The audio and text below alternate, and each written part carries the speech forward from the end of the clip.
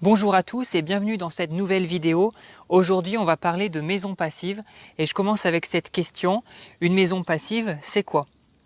Alors une maison passive, pour faire court, c'est une maison qui n'a pas besoin de système de chauffage traditionnel, tant elle est bien conçue, bien isolée, étanche à l'air, etc.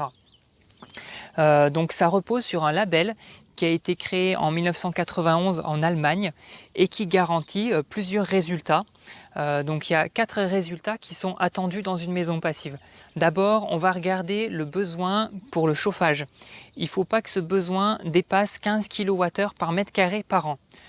Pour vous donner un exemple, si je prends une maison de 100 mètres carrés, on ne devra pas dépasser 1500 kWh pour une année. Et donc si je fais la conversion en euros, ça parlera peut-être plus à certains d'entre vous, on est aux alentours de 220 € et ça c'est pour une année.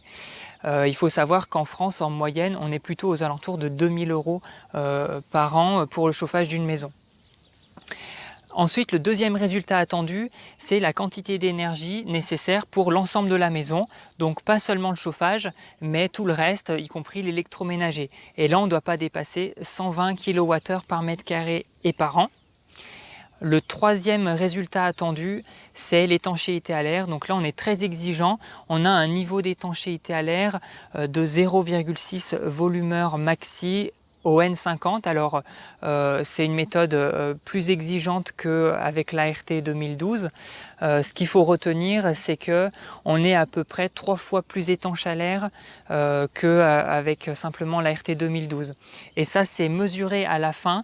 On va mettre dans la maison une machine qui va mettre en dépression ou en surpression la maison et on va regarder quelle quantité d'air sort ou rentre dans la maison.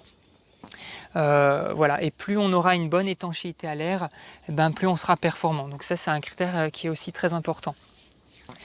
Quatrième résultat attendu, le confort d'été. C'est-à-dire qu'une maison passive, elle aura à la fois l'objectif de se chauffer toute seule, entre guillemets, l'hiver, de profiter des apports solaires, et pour autant l'été, il ne faudra pas qu'elle soit en surchauffe. Donc là, on a un objectif en termes de confort d'été. Il ne faut pas qu'on dépasse 25 degrés à l'intérieur de la maison plus de 10% du temps de l'année. Voilà pour les résultats qui sont attendus. Donc c'est des résultats qui sont quantifiés, qui sont mesurés. Et puis après, il y a plusieurs moyens qui vont permettre d'arriver à ces résultats-là. Donc demain, j'en parlerai dans la vidéo que je ferai, qui parlera donc des 7 principes qu'on utilise dans une maison passive pour obtenir ces résultats. Voilà, et je peux faire le parallèle aussi avec la maison dite positive.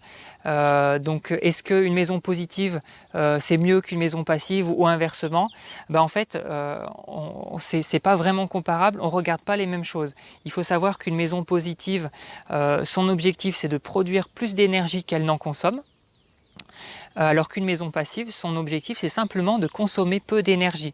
Donc autrement dit, on peut très bien avoir une maison positive qui est en fait une passoire et qui consomme énormément d'énergie du moment qu'elle en produit beaucoup, alors qu'une maison passive, elle doit simplement produire, en consommer peu. Donc après, la production d'énergie, finalement c'est accessoire, ça peut être du bonus, mais c'est même pas forcément nécessaire. Voilà pour ce premier point sur qu'est-ce qu'une maison passive. Et donc demain, je vous parlerai des 7 clés pour obtenir ces résultats-là. Voilà, je vous souhaite une bonne journée et je vous dis à demain. Salut!